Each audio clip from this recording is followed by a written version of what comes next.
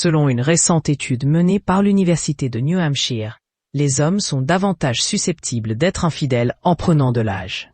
Les conclusions du rapport indiquent un pic d'activité extra-conjugale à 55 ans. Ces données surprenantes sont confirmées par un sondage d'Ipsos relayé par Futura Science, d'après lequel 66% des hommes de plus de 50 ans admettent avoir été infidèles à leur conjoint.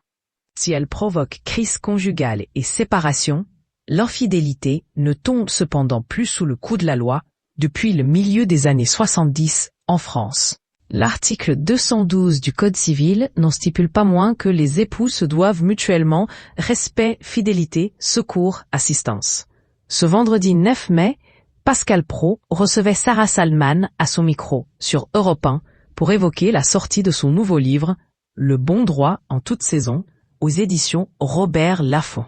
L'avocate y donne des recommandations pratiques et simples à ses lectrices pour affirmer leurs droits et faire leur premier pas vers leur autonomie juridique. Au cours de l'interview, Pascal Praud l'a interrogé sur la question épineuse de l'adultère. Imaginons qu'un homme soit trompé par sa femme ou qu'une femme soit trompée par son homme depuis 5 ou 10 ans. Elle ne le savait pas et elle s'en aperçoit. Donc elle veut faire un divorce pour faute.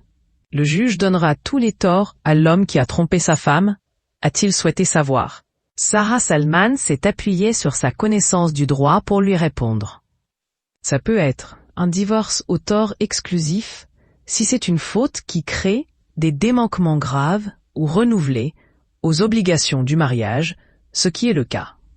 A souligné la juriste, ajustant. Mais ce n'est pas parce qu'il y a adultère qu'il y a automatiquement divorce pour faute. On voit souvent qu'il faut un caractère d'humiliation. L'éditorialiste a été pris au dépourvu. C'est intéressant. Si l'adultère n'est pas en soi une faute, qu'est-ce qui peut être une faute? La célèbre avocate a rétorqué « Ne pas contribuer aux obligations du mariage, par exemple. Vous devez, quand vous êtes marié, contribuer aux obligations du mariage. Si vous ne le faites pas, c'est une faute. » Et de préciser qu'en cas de pax ou de concubinage, il n'y a pas de faute en tant que telle s'il y a adultère.